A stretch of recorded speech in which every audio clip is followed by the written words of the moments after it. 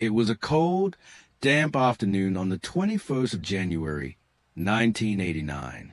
Heathrow Airport, London, a massive nerve center of global air travel, filled with the hum of jet engines, the shuffle of ground crews, and the soft patter of light rain against terminal windows. Among the dozens of aircraft preparing for departure was British Midland Flight 92, a routine journey from London to Belfast. The Boeing 737-400, relatively new in service, stood ready at the gate, its engines humming softly. The flight, operated by British Midland Airways, seemed no different from any other. But in the cockpit, the crew faced an invisible enemy, one that would soon spiral into catastrophe. The captain, Timothy Lancaster, a seasoned pilot with years of flying experience, adjusted his headset, his fingers tracing the cockpit controls with methodical precision. Beside him, First Officer David McClelland, relatively new to the aircraft type, sat quietly. The crew had completed their pre-flight checks. Everything appeared in order. But what they didn't know was that a single mechanical fault in the number 2 engine was quietly waiting to destabilize their flight and their lives. The aircraft roared to life as it took off, gaining altitude above the London suburbs. Beneath them, the sprawling city unfolded, calm in its routine. The sound of the engines filled the cabin as passengers settled in, unaware of the fragile nature of their journey. Just 15 minutes into the flight, the first signs of trouble. A sudden, sharp jolt, followed by the unmistakable smell of burning.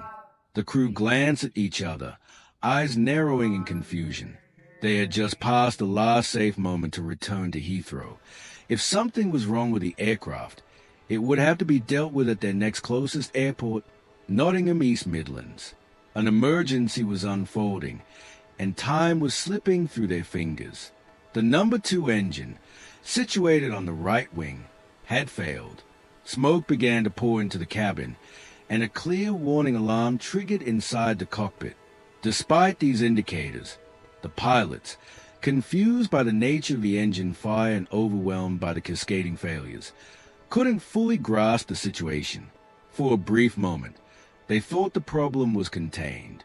But in reality, this confusion would lead them down a path to disaster. The tension built inside the cockpit. Captain Lancaster, trying to steady his nerves, attempted to contact air traffic control. But the moment of uncertainty, whether to return to Heathrow or continue to Nottingham East Midlands, began to erode their decision-making clarity. The communication system was becoming more erratic. Then, the first of several key errors occurred. They would end up on a dangerous course, one that would eventually lead to a crash. Narration pauses as tension builds. Before the tragic events of British Midland Flight 92 unfolded, there were moments in time, decisions, history, and circumstances that would shape the fate of those on board. Founded in 1964, British Midland Airways was once a symbol of regional aviation in the United Kingdom. Its reputation as a reliable airline was well earned, boasting a fleet of modern aircraft and a growing network of domestic and international flights. However, as is often the case with any airline, the pressures of competition, safety, and maintenance challenges were part of its daily reality. By the late 1980s, British Midland had undergone a series of mergers and acquisitions, culminating in a shift to a more ambitious strategy. The airline was carving out its place on the world stage, but its vulnerabilities were not immediately visible. The aircraft that would play a central role in this tragedy, the Boeing 737-400, was part of a new generation of commercial airliners designed for short to medium-haul flights. With a capacity of around 150 passengers, it had earned praise for its efficiency and reliability. Introduced in the mid-1980s, the 737-400 was a larger, more powerful version of the popular 737 series, featuring enhanced aerodynamics and updated avionics. Its twin engines, mounted on the wing's underbelly, provided reliable power for the flight, and it quickly became one of the most commonly used aircraft for European and regional routes. But despite its reputation, no machine is immune to failure. The 737-400 was not free from mechanical flaws, especially regarding its engine fire warning systems, a key component that would later play a pivotal role in the accident. On the day of the crash, Captain Timothy Lancaster was 42 years old and had been with British Midland for nearly 20 years. A man of quiet authority, Lancaster had a reputation for calm professionalism, with a wealth of experience in both domestic and international flights. A meticulous planner, he took pride in his role as captain, aware of the immense responsibility that came with commanding a commercial aircraft. Lancaster had spent years in the cockpit, but nothing had quite prepared him for the catastrophic events that would soon unfold. First Officer David McClelland, only 26 at the time, was considerably less experienced than Lancaster. Having joined British Midland just a few years earlier, McClelland was still learning the intricacies of the Boeing 737-400. His youth and enthusiasm were tempered by a sense of responsibility, but his inexperience will become an unfortunate factor during the crisis. In his previous flights, McClelland had not faced an emergency situation of this magnitude, and his decision-making under pressure would be tested to its limits. As the flight took off from Heathrow, the weather was not exceptional but was typical for the time of year. Low cloud cover, a thin layer of fog hanging just above the ground, and an overcast sky obscured visibility in the area. These weather conditions were far from ideal for a flight that was about to face mechanical challenges. However, this environment, which would normally be manageable, would soon become a factor in the pilot's situational awareness and decision-making processes. It was a short flight from Heathrow to Nottingham East Midlands Airport, the designated alternate airport. The route was well known to British Midland pilots, and there was nothing that suggested this would be an unusual day. However, there had been previous concerns over the aircraft's right engine, a detail that would become critical in the chain of events. The engine had shown minor issues during maintenance checks, but nothing that had raised an immediate red flag. In hindsight, however, it was clear that the engine's failure would be the first domino in a sequence of failures, one that would eventually lead to catastrophe. As Flight 92 climbed to cruising altitude, the crew was likely aware of the heavy burden they carried, a full aircraft, a critical schedule, and the expectation that the flight would proceed without incident. But even as they made their way north over the English countryside, the potential for trouble loomed unseen. It was not until the engine fire occurred that the fragile balance between safety and disaster began to tip. The cockpit, once quiet and composed, was about to erupt into a confusion that would send shockwaves through the aviation industry. In order to understand the British Midland Flight 92 disaster fully, we must delve deeper into the four critical components that shaped the tragic events: the aircraft, the crew, the environment, and the systems in play.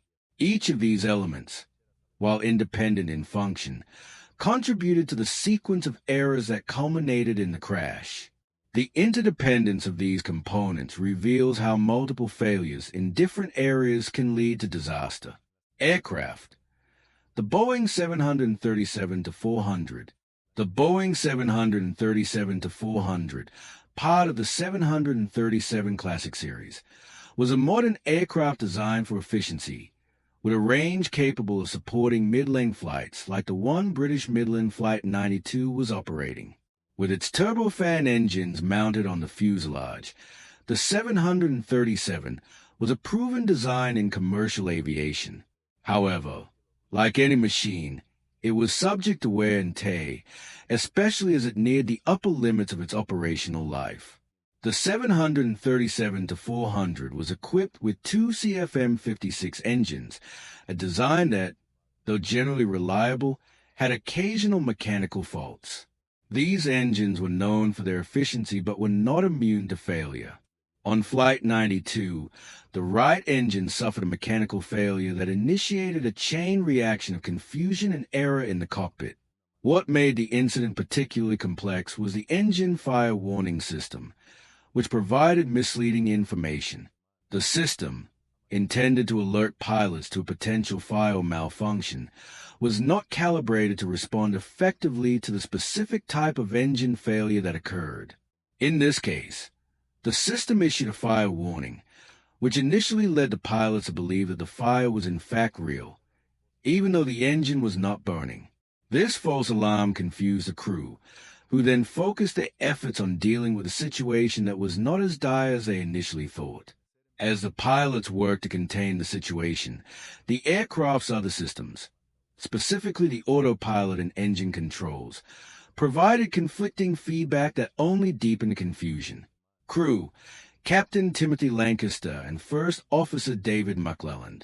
The crew of Flight 92 was a blend of experience and inexperience, a pairing that would have profound consequences.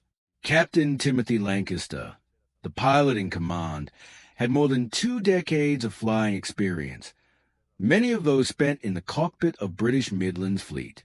Lancaster's calm demeanor and vast experience made him well-suited for managing emergencies. However, the psychological pressure of the emergency, combined with the complexity of the situation, tested his composure. First Officer David McClelland, in contrast, had only recently been trained on the Boeing 737 and had far less experience dealing with in-flight emergencies. While he had an excellent theoretical understanding of aviation procedures, his response time and actions during the crisis were clouded by a combination of fear, confusion, and lack of experience in dealing with catastrophic failures. Both pilots followed their training to the letter, yet, crucially, the training for an engine failure in flight did not adequately cover the specific scenario they found themselves in, an engine fire alarm triggered by an internal mechanical fault. This mismatch between training and reality became one of the pivotal factors in the accident sequence. Environment, weather, and airspace. On that fateful day, the weather at Heathrow was typical for a winter's day: overcast skies, light rain, and poor visibility. Though not severe, these conditions were far from ideal for an emergency landing. Once airborne, the 737 entered an environment where visibility was limited, making the challenge of orienting the aircraft during the emergency more difficult. As the aircraft turned toward Nottingham East Midlands, the pilots faced a new challenge: navigating in reduced visibility over unfamiliar terrain. The absence of clear visual references created a disorienting effect, particularly as they tried to establish their approach to the airport. The lack of clarity compounded their confusion, and they were unable to confirm their position precisely. In addition to the weather, the airport's airspace management system posed another risk. The pilots had to communicate with Air Traffic Control, ATC, to receive guidance on their landing. The breakdown in communication, partly due to the complex emergency and partly due to misinterpretation of the cockpit's warning systems, furthered the risk of misalignment with a runway and safe approach. Systems, cockpit technology, and mechanical failures. At the heart of the incident were the aircraft's engine fire warning system and its interaction with the cockpit crew. The 737-400 was equipped with advanced avionics of the time, including engine monitoring systems, autopilot, and flight management systems. These systems were designed to help manage the aircraft performance, reduce pilot workload, and ensure safe operation in all phases of flight. However, Flight 92's engine monitoring system failed to accurately convey the severity of the situation. The false fire warning provided a misleading indication that the engine was on fire. As a result, Captain Lancaster and First Officer McClelland's primary concern became extinguishing the fire, despite the fact that the engine was not burning. They acted on the presumption that the fire was real, which led them to focus on shutting down the engine entirely. The autopilot, which could have provided stability during the emergency, was disengaged as the pilots attempted to manually control the aircraft. This further complicated the already chaotic situation. Additionally, engine performance systems failed to communicate properly with the crew. As the engine malfunction worsened, the aircraft performance capabilities began to degrade. However, because of the misleading indicators, the pilots were unable to recognize the true nature of the problem. The lack of precise data and the cascading errors in the cockpit contributed to their poor decision-making and inability to execute a successful emergency landing. The tension in the cockpit of British Midland Flight 92 was palpable. In a moment, what was once a routine flight had escalated into a fight for survival. The aircraft, now far from its intended flight path, was rapidly descending through a foggy, overcast sky, its engines misfiring, its systems malfunctioning, and its crew divided by uncertainty. As the crew struggled to maintain control, they were unaware of just how close they were to the precipice. The sequence of events that led to the crash began shortly after the right engine suffered a mechanical failure. It was not an unusual failure. Engine malfunctions were not uncommon in aviation, particularly on older aircraft, but what transpired next was anything but typical. The moment of decision. After the engine failure, the cockpit became a cacophony of sounds, warning bells, flashing lights, and the rush of air through the failing engine. Captain Lancaster took immediate action, attempting to follow standard procedures for handling an engine fire, which included shutting down the affected engine. However, there was a significant issue. The engine fire warning light, which illuminated on the panel, was a false alarm. There was no fire in the engine, but the warning light, caused by an internal mechanical fault, misled the crew. In this critical moment, Lancaster and McClellan faced a situation where their training and experience collided with faulty information. The moment they realized that the fire warning was a mistake, the damage had already been done. The right engine had been shut down, but the aircraft performance was severely impacted. Without enough power to keep climbing, and without a fully functioning engine, the plane was now in a steep descent. The pilots, distracted by the situation, failed to realize the aircraft's true position. They thought they were still flying toward Nottingham East Midlands. In reality, they had veered off course, heading toward a completely different runway at Heathrow. At this moment, the crew made a critical mistake. Instead of reorienting to the correct airport, they continued their approach to the wrong runway, unaware that they were descending too quickly and too far from their intended approach path. The descent and final approach. The aircraft descent grew steeper. Outside the cockpit, the fog thickened and visibility decreased dramatically. The pilots, struggling to maintain control, attempted to use radar vectors and guidance from air traffic control to assist their navigation. But the confusion was compounded by the misleading fire alarm, the subsequent engine failure, and the inaccurate readouts from the aircraft performance systems. The autopilot had long been disengaged, and the pilots were now manually flying the aircraft, which only added to the burden. As the aircraft descended through the clouds, the runway began to emerge from the fog. But it wasn't the right runway. They were not on a direct approach to Nottingham East Midlands.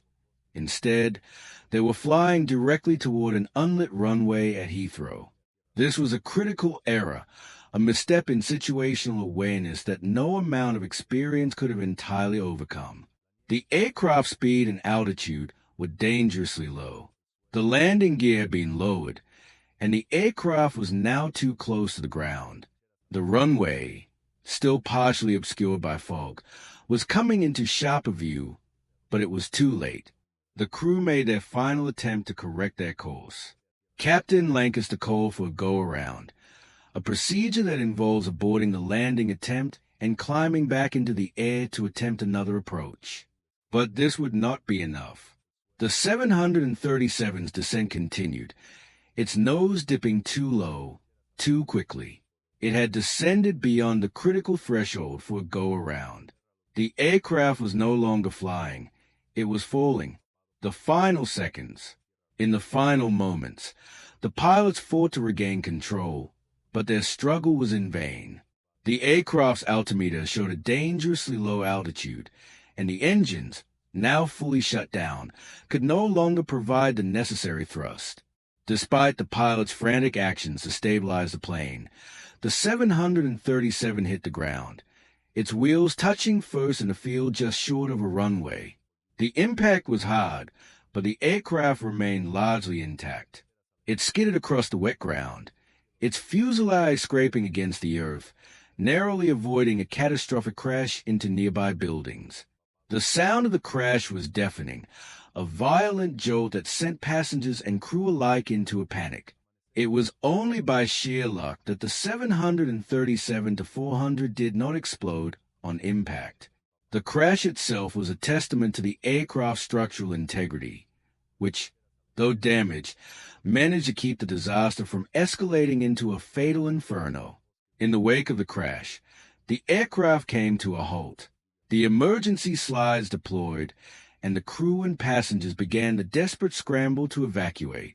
The fire crew, already on high alert, rushed to the scene, but it was clear that the immediate danger had passed. The worst had been avoided, but the toll was still devastating. The impact of the crash was felt not only by the immediate survivors, but also by the aviation community as a whole. In the hours after the aircraft came to a stop in a muddy field near Heathrow Airport, the world would come to realize the magnitude of the event. But in the aftermath, it was not just the survivors' accounts and the wreckage of the Boeing 737-400 that would matter. It was the investigation that would follow. It would reveal the complex web of errors, miscommunications, and system failures that led to the catastrophe. Immediate aftermath, the survivors' accounts. As the wreckage came to a halt, the passengers, dazed but alive, began to evacuate the aircraft. The cabin crew, trained for emergencies but never expecting one of this magnitude, acted quickly to assist the passengers. It was a scene of controlled chaos, but thanks to the crew's swift actions and the robust design of the 737, the loss of life was limited. However, the survivors were left to process a series of questions that lingered far beyond the crash. How had they survived? What went wrong? What had gone through the minds of the pilots in the final moments? Among the 126 people on board, 55 survived the crash with various degrees of injury. The accident was considered one of the most significant in British aviation history, and as word spread, the investigation into the causes of the crash quickly began. The official investigation. In the days following the crash, a team of investigators from the Air Accidents Investigation Branch, AIB, arrived at the scene. They began piecing together the critical details of what had occurred, starting with the physical evidence in the wreckage. The primary question the investigators needed to answer was clear. Why did the Boeing 737-400 crash despite the pilot's experience, despite the aircraft's general reliability, and despite the fact that the failure itself, the engine fire, was initially thought to be contained? The AAIB's report was methodical and exacting, focusing on the sequence of events. It revealed that the engine failure had been triggered by a malfunction in the right engine's fuel control unit, causing an internal mechanical failure. This failure triggered the fire alarm, leading the crew to believe that a fire had broken out in the engine. What followed was a cascade of misunderstandings. As the crew tried to extinguish a fire that wasn't there, they inadvertently shut down the right engine. The aircraft, now operating on one engine, was unable to maintain its altitude. The crew, in the midst of managing this emergency, failed to realize that the aircraft was not on a direct course to Nottingham East Midlands, the airport to which they had been diverted, but instead were mistakenly heading toward an entirely different runway at Heathrow. The investigation also identified that the cockpit systems, particularly the engine monitoring and fire warning systems, had not functioned optimally. The system that gave a false fire alarm was found to have deficiencies in its ability to distinguish between a real fire and a mechanical failure. This was a critical flaw in the aircraft design, one that would ultimately lead to a change in how fire detection systems were calibrated and tested in future aircraft models. The Flight Data Recorder, FDR, and Cockpit Voice Recorder, CVR, were instrumental in reconstructing the exact events in the cockpit. The data revealed that the crew had been under severe pressure, trying to manage the engine failure, the misleading fire warnings, and the lack of adequate guidance from the aircraft systems. The final descent, rapid and uncoordinated, was a result of the pilot's lack of situational awareness, compounded by their over-reliance on faulty systems. The impact on aviation safety. The aftermath of the British Midland Flight 92 disaster would go on to have far-reaching implications on aviation safety. The AAIB's report led to several key recommendations, particularly in the areas of fire warning systems, cockpit communication, and training for in-flight emergencies. One of the most significant changes to come from the investigation was the introduction of more rigorous training for flight crews on engine failure procedures, especially when those failures triggered misleading fire alarms. The report emphasized the need for flight crews to be trained not just in technical procedures, but in how to manage complex, high-pressure decision-making situations. The investigation also raised concerns about a reliance on automated systems and the importance of manual control during critical phases of flight. It became evident that pilot training should focus on maintaining situational awareness, regardless of the available technological assistance. This shift in training led to a greater emphasis on crew resource management, CRM, a concept that encouraged pilots to work more collaboratively with one another, air traffic control, and cabin crew in managing emergencies. Moreover, the false fire warning led to a re-evaluation of aircraft warning systems. The fire alarm system was overhauled in future models to ensure that it could differentiate more accurately between genuine engine fires and other malfunctions. This development was crucial in preventing similar incidents from occurring in the future. Public and legal responses. The legal aftermath of the crash was significant. Families of the passengers and the survivors took legal action against British Midland Airways and Boeing. The case was one of the largest civil suits in UK aviation history at the time, as it exposed flaws in both the airline's emergency procedures and the aircraft systems. At the same time, public reaction was one of profound shock and sorrow. The tragedy struck a chord with people not only in the UK but also around the world. British Midland's reputation, long built on reliability, was tarnished, though it continued to operate under new ownership. Legacy, the evolution of aviation safety. Perhaps the most enduring impact of the British Midland Flight 92 crash was a profound change it brought to aviation safety. The lessons learned from a tragedy would go on to shape the way the aviation industry approached training, cockpit design, and safety protocols. In the years following the crash, global aviation regulations were updated to include more stringent fire detection standards, improvements to flight crew training, and the integration of better communication systems. Cockpit resource management became a critical part of pilot training worldwide, teaching crews how to manage complex emergencies without becoming overwhelmed. The legacy of Flight 92 was not one of sensationalism or finger-pointing, but of meaningful, systemic change that would make air travel safer for millions. While the scars left by the crash remain with the survivors and their families, the ripple effects of the investigation would echo across the aviation industry for years to come. As the dust settled and the investigation reached its conclusions, the British Midland Flight 92 disaster would ultimately become a turning point in the evolution of aviation safety.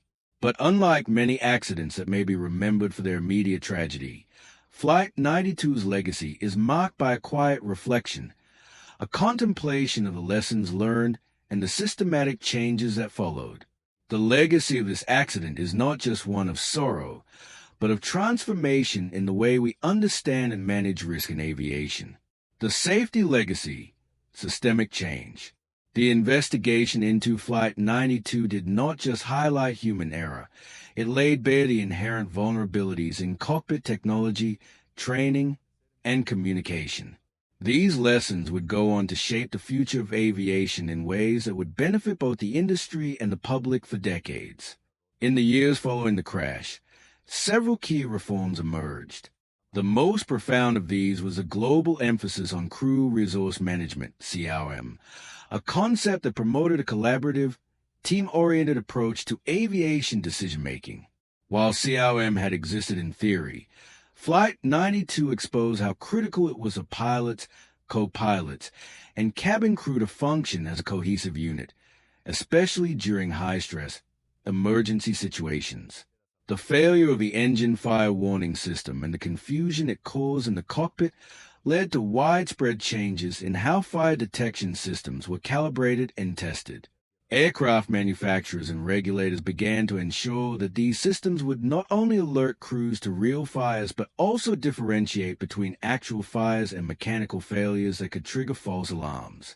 The increased focus on pilot training after the crash led to deeper, more comprehensive programs that simulated high-pressure emergencies, ensuring that pilots were equipped not only with technical skills but also with the psychological resilience to manage stress and uncertainty. Training on how to prioritize critical information, trust in basic procedures, and work under duress became foundational in aviation education. Perhaps most importantly, the flight data recorder and cockpit voice recorder, two instruments that had provided invaluable insights into the crash, became even more vital in the investigation of future accidents.